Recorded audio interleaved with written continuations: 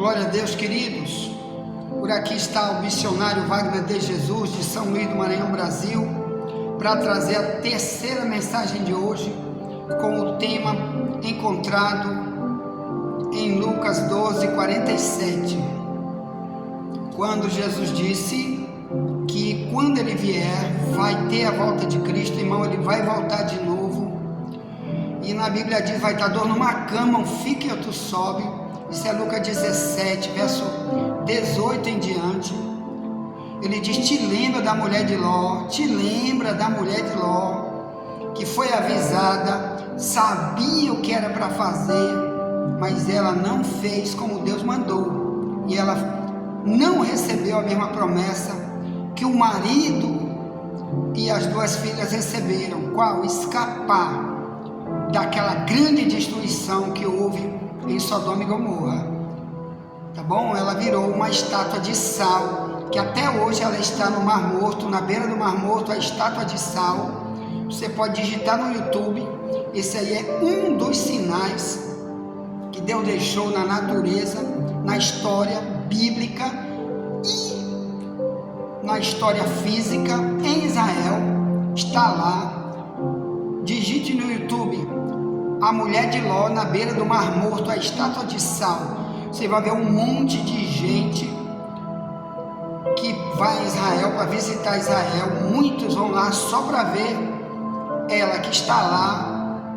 Passa centenas e centenas de anos e a tradição daquele local na beira do Mar Morto diz, aqui antigamente era Sodoma e Gomorra. Tem vários guias turísticos falando isso dentro de Israel. Inclusive, pegue um aí que está aí, chamado Aline, que ela mora em Israel, ela é brasileira, e ela mora em Israel, casado com um judeu de Israel, e bota assim, a estátua de sal. Aí tu digita Israel com Aline, para você ver. Ela te mostra, ela vai lá, ela conta a história de Sodoma e Gomorra, ela lê a Bíblia sobre Sodoma e Gomorra, lê a Bíblia sobre a mulher de Ló. E infelizmente, meus irmãos, muitos de nós vão estar em curso nessa triste decepção que vai acontecer aqui de livro de Lucas 17, né? Desde o verso 20 em diante, sobre a mulher de Ló até o 37. Aí Jesus contando que muitos de nós vão ser igual a mulher de Ló, que os anjos chegaram lá, avisaram, sai daqui, vamos queimar tudo, sai daqui. E ela não atendeu como Deus gostaria que ela atendesse. Esse é o problema que estamos estudando aqui também, tá bom? Qual é a vontade de Deus? A nossa santificação.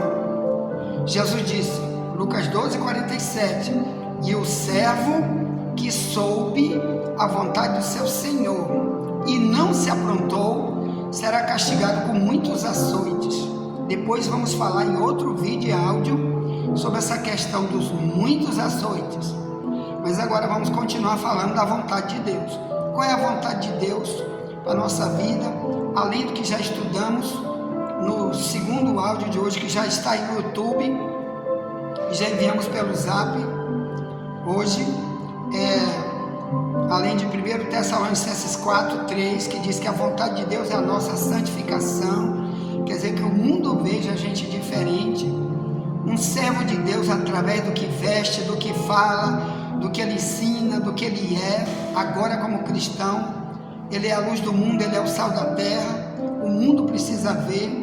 Isso é a santificação. É o compromisso apenas com a palavra, com aquilo que Deus fala, ponto. Mas vamos aqui agora para João 15, esse terceiro vídeo e áudio.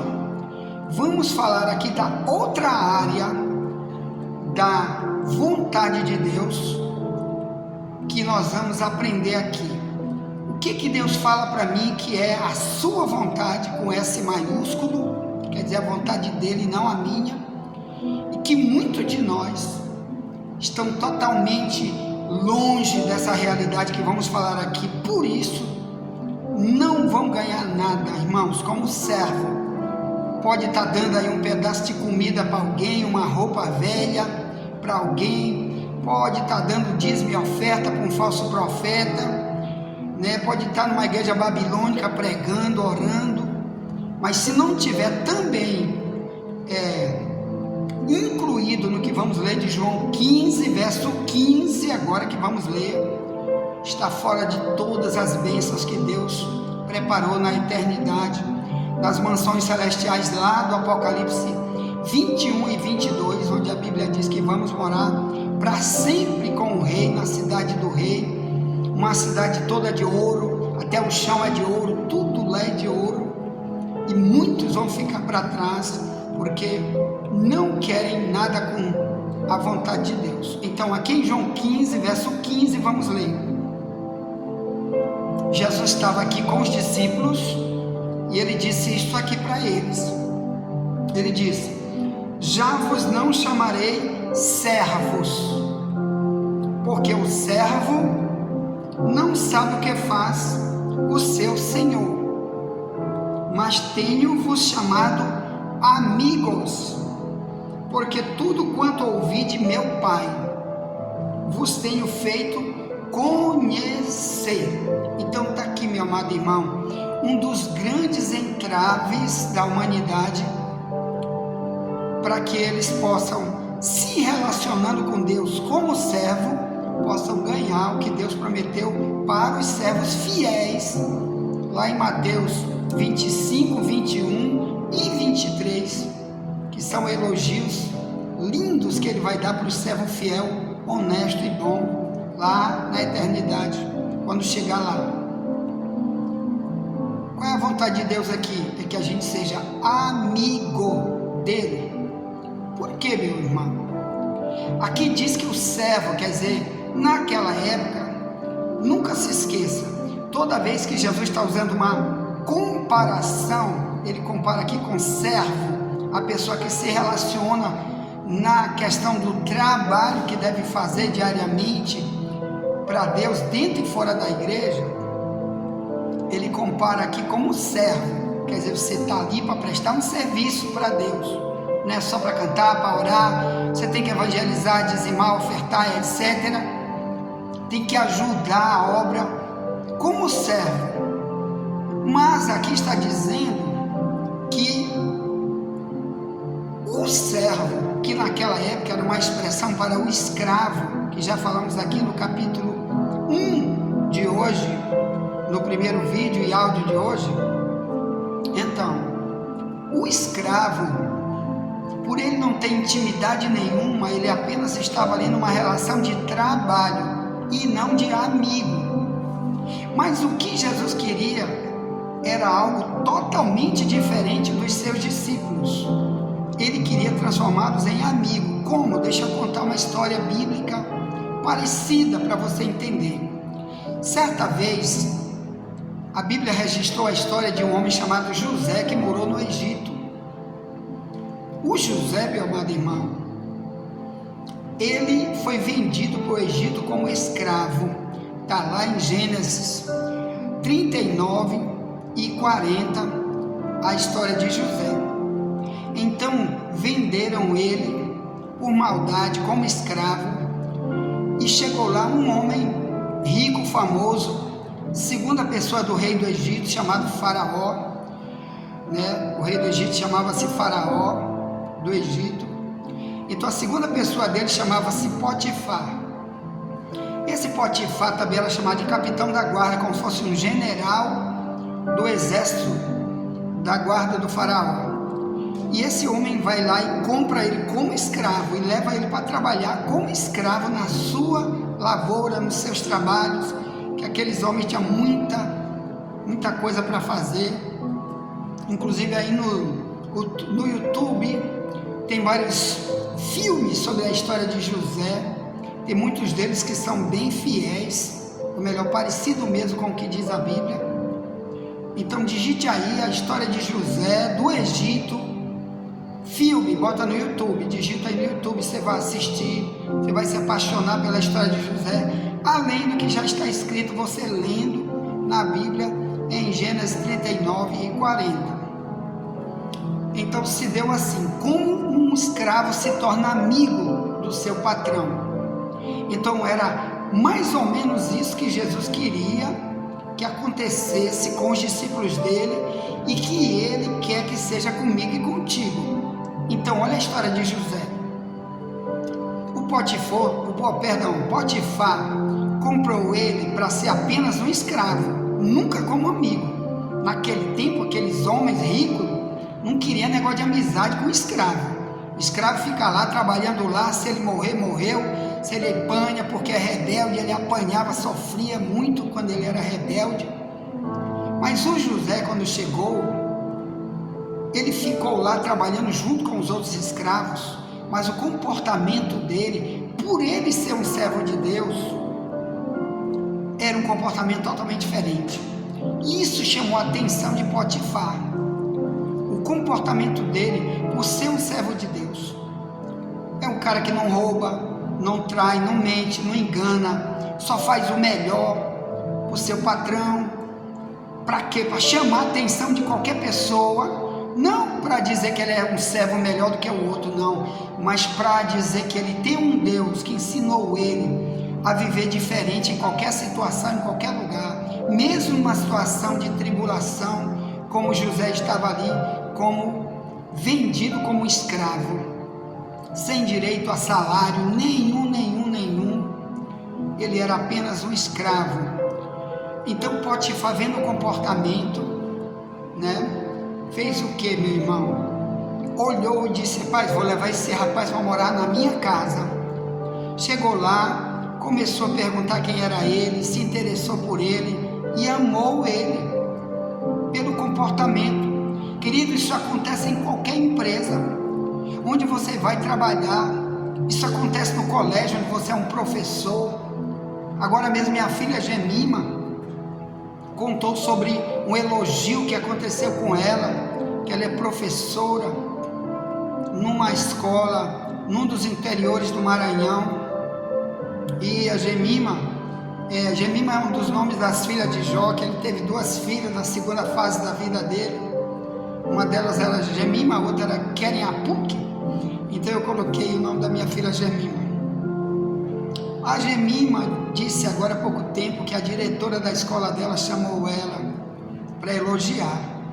Dizer: Gemima, você com pouco tempo como professora fez coisa em poucos meses que muitas professoras que estão aí não fizeram. E começou a elogiar, começou a querer dar para ela coisas maiores para ela ficar lá. Mas eu disse: Gemima, você não pode ficar, você tem que ouvir a voz de Deus, porque nós temos escola aqui em Alcântara, tem trabalho para você em Alcântara. Nós temos a maior escola comunitária de graça, gratuita da Baixada, a maior de todas, a melhor de todas, que está parada desde a pandemia, que falta dinheiro, falta alguém para investir. Só você digitar no YouTube, você vai conhecer a nossa escola lá em Alcântara, que meu sogro, o pastor Edilson, que preside lá. Minha esposa, ela é psicopedagoga, ela também é professora de lá. Então você bota aí, Projeto Nova Alcântara, Wagner de Jesus, bota assim, você vai ver várias imagens, eu mesmo filmando e mostrando o trabalho lá. E eu disse: Gemima, você tem trabalho lá, Deus quer, agora nós vamos reabrir a escola. Estamos em busca de parceiros, de ajudadores, que o governo não dá nem 10 centavos. Nós estamos um ônibus de graça parado lá, faz mais de 3 anos, está parado lá na porta, que buscava essas crianças de graça. Tem que ter motorista pago, tem que ter combustível, tem que ter professor pago. Não temos dinheiro, não temos ninguém para ajudar, mas Deus vai levantar recursos, de vida. É para cá que Deus quer usar o teu trabalho como servo. Então, inclusive agora, quarta-feira, ela está vindo para cá, de lá, para passar uns dias com a gente aqui em São Luís. Estamos em São Luís agora. E então é isso, um servo trabalhando, e pelo comportamento, pelo trabalho melhor do que os outros, chama a atenção dos outros, chama elogios e até coloca as pessoas em lugares altos, como fez com José. Então José, o Potifar amou tanto José pelo trabalho, pela devoção dele, como amigo. Eles passaram a ser amigo íntimo, o José com Potifar. E ali Potifar disse: olha José, a partir de agora toda a minha casa, meu ouro, meu tudo botar na tua mão aí para te cuidar. Tu és como se fosse um mordomo da minha casa agora. Tu vai cuidar da minha casa, vai viver dentro da minha casa, vai morar dentro da minha casa. Sodoma e a mulher é que tu vai tocar nela. E depois o diabo usou aquela mulher, foi outra história que eu não preciso contar aqui, mas eu quero falar só nessa parte. Cristo disse: vocês vão ser meus amigos. E eu agora, parafraseando, digo: igual José com Potifar. Por quê? Porque ali eles conversavam, eles falavam como amigo, e um confiava do outro, um revelava suas coisas para o outro, um sentava para conversar com o outro, um dependia do outro. Assim que Deus quer com seus servos. Porque olha só, meu irmão, por aí hoje todas as religiões têm seus servos. Por exemplo, o Espiritismo, eles dão sopão para os outros. Aqui, por exemplo, em São Luís, na praça, todo final de semana eles dão sopão, e são espíritas. A maçonaria também dá muito dinheiro para o povo, eles gastam muito dinheiro. As casas de macumba dão muita coisa que chamam de caridade, mas Deus nunca falou com eles, eles nunca tiveram nenhum relacionamento com Deus, senão nunca estariam numa religião como essa. Então Jesus disse: você quer ser meu servo? Você tem que ser meu amigo, porque o amigo vai saber a vontade do seu Senhor. Então, por isso que na Bíblia diz que Abraão se tornou o amigo de Deus. Tiago 2,23. Por quê? Porque Deus falou com Abraão, não tinha profeta, não tinha pastor, não tinha ninguém, lá em Gênesis 12, 1 em diante. E disse: Abraão, sai da tua terra, vai para uma terra que eu te mostrarei. Vou fazer de ti uma grande nação, que é Israel, está aí até hoje. E depois veio o cristianismo de lá também, que veio de Abraão. Depois veio o Islã, distorcidamente dizendo que veio também de Abraão, com Ismael, que era o outro filho de Abraão com a escrava. E o Alcorão, você sabe que nós já escrevemos 3 livros sobre o Islã, já doamos para você gratuitamente eles aí pelo Zap, para você estudar, porque tem esse ódio aí na Palestina hoje contra Israel. Nada mais é do que o Islã, só isso, que manda odiar o judeu, exterminar o judeu. Eles não querem terra, eles querem exterminar. Uma ordem do diabo que está no Alcorão, para odiar eternamente o judeu. Em qualquer lugar onde ele esteja, ele tem que ser exterminado. Ordem do Alcorão, do capítulo 60, verso 1 em diante. E um monte de outros textos que estão no Alcorão. Eu já estudei o Alcorão muitas vezes, por isso tive que escrever vários livros, para avisar: o Islã não é religião, é satanismo, é aprender a ter ódio desde criança. Por isso Israel sofre, porque está sem um protetor. Bem, o amigo, esse é o projeto de Jesus. Aqui em João 15, verso 13, ele disse: ninguém tem maior amor do que este, de dar alguém a sua vida pelos seus amigos. Então ele morreu para trazer amigos para junto dele, não foi apenas servo. Senão todas as religiões que estão aí, quando morressem ou quando Jesus voltasse, todas iriam para o céu. Não, aqui é só para os amigos. Quem é amigo? É quem sabe a vontade dele e faz a vontade dele, quem ouve a voz do amigo. A minha pergunta é: você está ouvindo a voz dele? Como? Qual é a vontade que ele já falou para ti? Imagine você que está numa igreja onde não sabe de nada, ninguém te revela isso, não fala isso para ti. Como você vai dizer que é amigo de Deus se tu não sabe se relacionar como amigo? Porque ele quer falar, ele quer te dirigir como ele dirigiu a vida de Abraão e abençoou de maneira gigante a vida de Abraão, que se tornou amigo de Deus. E por que o amigo? Por que Cristo quer que sejamos amigos, para ouvir a voz dele? Porque tem um outro tipo de gente que a Bíblia diz que é inimigo de Deus. É por isso, Tiago 4,4 diz: o amigo do mundo é inimigo de Deus. Então, se meu estilo de vida for mundano, se minhas pregações forem de heresia, eu sou inimigo de Deus. Porque se eu ouvisse a voz de Deus, ele mesmo ia dizer para mim: isso aí está errado, não faça isso, não pregue isso, não viva isso, não aceite isso. Mas como eu sou mundano e inimigo de Deus, eu não tenho essa intimidade de ouvir Ele dizer quando eu estou fazendo errado, quando eu estou nos meus vícios, nas minhas idolatrias, nas minhas perversidades. Ele não fala. Primeiro que eu não quero ouvir, eu detesto ouvir. Então eu sou inimigo de Tiago 4,4. Por isso que Paulo diz aqui em Romanos 5, sobre o amigo e o inimigo. Em Romanos 5, verso 8 em diante,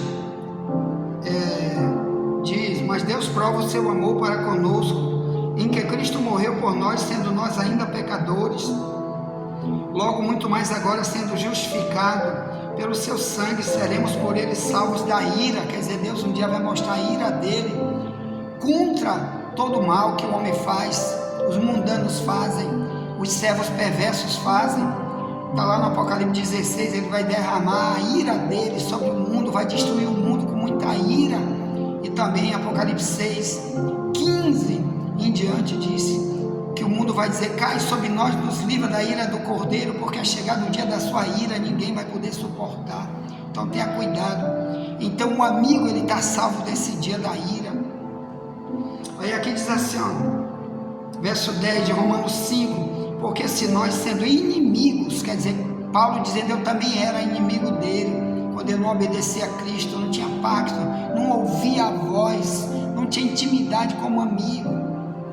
Ele era apenas servo de uma religião, Paulo, antes, como muitos de nós já foram servos apenas de religião, que Deus não fala, Deus não revela, Deus não trata.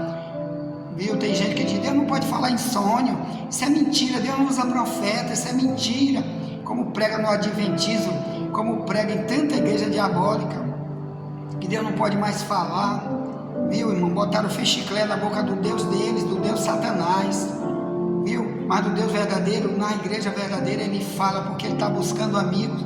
Aí Paulo diz, ó, Romanos 5,10, porque se nós, sendo inimigos, fomos reconciliados com Deus pela morte de seu Filho, muito mais, estando vós já reconciliados, seremos salvos pela sua vida. E não somente isto, mas também nos gloriamos em Deus por nosso Senhor Jesus Cristo, pelo qual agora alcançamos a reconciliação. Então o amigo, ele está reconciliado para sempre. O amigo não quer perder o vínculo jamais. O amigo quer fazer coisa só que agrada o seu amigo Cristo. E você vai cantar aquela música, né, que diz, perto eu quero estar, junto aos seus pés. Aí diz assim, eu era apenas servo, teu amigo me tornei, te louvarei, não importam as circunstâncias, te adorarei, somente a ti, Jesus. Amém? Então, meu amado irmão, vamos continuar com essa ligação estreita com Deus que Ele quer de nós. Amém? Porque tem muita coisa boa esperando a gente, e quem vai ganhar com isso somos nós. Amém? Se torne amigo dele, diz, fala comigo, Deus, fala comigo, quero ouvir tua voz, fala na tua palavra, me ensina, me põe num lugar onde tem um verdadeiro ensino, que eu quero ouvir a tua voz. Já vamos voltar para a quarta mensagem de hoje. Amém? Envie essa mensagem para alguém, já voltaremos, nunca te esquece, somente a verdade nos libertará.